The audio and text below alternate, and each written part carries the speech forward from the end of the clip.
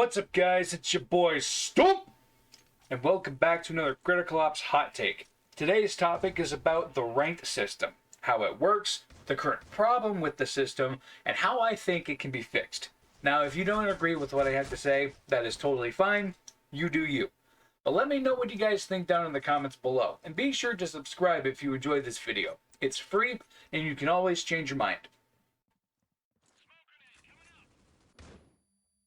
For those who don't know, Critical Ops did not implement the ranked diffuse mode until 2017, and the way it used to work back then was it kept track of how many wins you got with the little dots under your current rank. If you were on a 4+ win streak, you would get a maximum of 4 dots out of 10, unlike placement matches where you would only get 1 per round. Nowadays, the rank system focuses on the average team difficulty and gives you a certain amount of points per player depending on if the team was better or worse than you.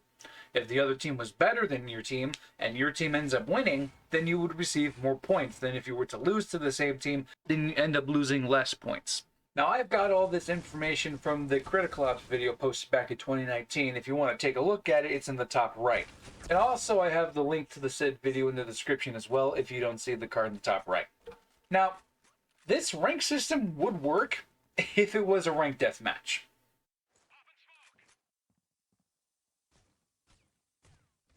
Critical Force is bringing a new update with changes to the ranked gameplay by introducing faster queue times for special ops and irons and displaying player elo scores along with their ranks. Nothing really has changed in terms of the ranking system, and it will continue to produce the same results if nothing is done to change it. While Critical Force has the right idea of basing its ranks on team difficulty, it loses focus on one of the most important aspects of ranking in general, and that would be individual performance. In Critical Ops right now, it does not matter if you're a player that bottom frags on the winning team or a player on the losing team with the most kills. If you win, you win, and if you lose, you lose. And that's not how it should be. However, because of how it works, it creates an unbalanced and unfair environment for both sides of the same coin. I have seen firsthand how this system works, which is why I ended up ranking with golds and plats 4 times in a row, mind you, and top fragged in all 4 games, and still managed to place plat 4. The reason, and only reason, was because our team difficulty was about evenly matched. And that is, pardon my French, a truckload of horse shit. And these are just the placement matches. It gets even worse once you have a decent rank. Now, I've seen a lot of accounts recently that have a really good season best rank, like Diamond or Master, but have a current rank of Gold or Platinum. That is because their teams ended up losing and does not reflect how good each individual player was, which is why you will see players with about a gold rank skill level playing with diamond or master skilled players and vice versa. And the lower skilled players rank up anyways because their teams keep winning. Hell, I don't even know if each ranks represent each skill level correctly. On top of other things, I feel that the current rank system is what is driving players away because it makes players feel like their current skill level is not on par with players in seemingly lower ranks, which leads to making them want to cheat and making them want to quit the game. If players could get feedback on how they perform throughout the match, then they could have a general understanding on where they are at, know what to improve on, and how to do it.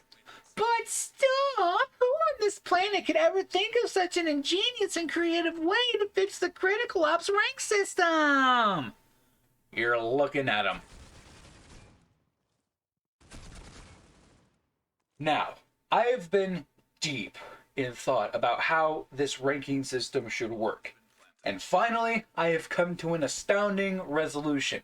A complete rework of the current ranked system that will make other ranking systems blush in the butt cheeks, incorporating team play as well as individual achievements gained throughout the match.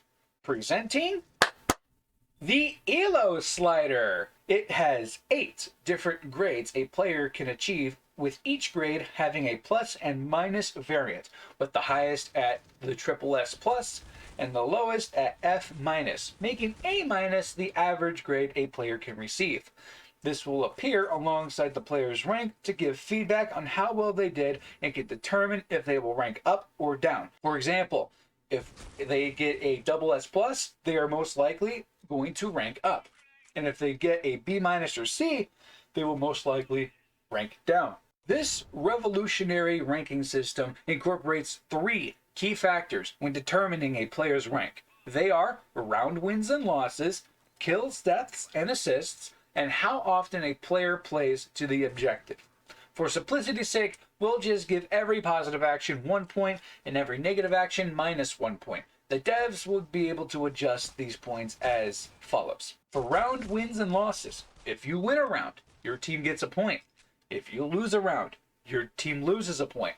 So let's say your team blows the other team out of the water with a 13-3 victory. Everyone on your team would get 10 points and the other team would lose 10 points. If the score was closer than this, then each team would gain/lose points respectively, which would indicate that both teams were evenly matched. Now for the kills, deaths, and assists, if you get a kill, you get a point, and if you die, you lose a point. Same as winning and losing a round. The key difference here is incorporating the total assists at the end of the match. Assists can be the difference in gaining a couple extra points or getting none at all. For the assists, you will take the total number at the end of the match and divide it by 2. So if your KDA, or kills, death, assists, at the end of the round is 5 kills, 5 deaths, and 5 assists, your kills and deaths would cancel each other out, because 5 minus 5 is 0. Leaving you only with your assists. You divide your assists by 2, and you end up getting 2.5 points. Or if the devs want to round up that number, then you would get 3 points. Now I know what you're thinking. Everyone is going to go for kills every single round. Not necessarily. Due to also accounting for your deaths as negative points, players will have to pick their fights more carefully, making them choose which fights they want to take, to encourage them to make better decisions throughout their match. Now last and possibly the most important part of ranked diffuse is playing to the objective. This one is a little trickier to understand, so I'm going to try and keep it as simple as possible and explain my thought process behind this.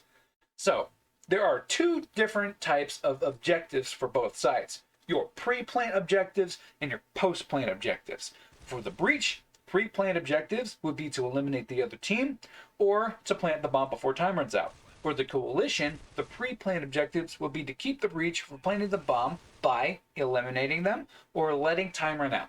Post-plant for the coalition would be to defuse the bomb before time runs out, and for the breach, letting the bomb go off or finishing off any remaining coalition members. So you're probably already thinking that killing the enemy team, planting and defusing the bomb, and letting time run out would be the primary objectives for each team. That's what I thought for a while, until I started to think about it a little more. In a hypothetical situation, let's say you're the last player alive on the coalition, there's 30 seconds left, and there's one other player left on the breach. You both cross paths, and you end up killing the player. Congratulations, you won the round. The question is, how many points would you be getting? Well, you killed the player, which is 1 point, and you won the round, which is 1 point, and you eliminated the enemy team, which is 1 point. Hang on. We already got a point for killing the other player, right? But we eliminated the other team? So we get 2 points for killing a player. No, we already said that we would get 1 point for killing a single player. But that player is also part of the objective. Or is it?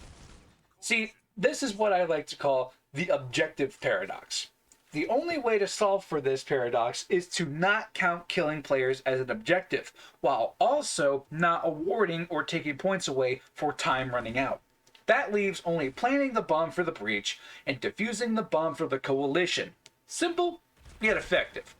So, for the players planning or defusing the bomb, they will receive 2 points, while players within proximity of the bomb itself will receive 1 point each. As for the objective proximity, the devs can establish a set distance away a player can be in order to receive the objective points. This in of itself will encourage players to play to the bomb, which is the whole point of ranked diffuse. So, the answer to the question is 2 points, plus any other points they might have gotten through kills. Now, with all of that said, I feel like this could be a major improvement to Critical Ops' current ranking system.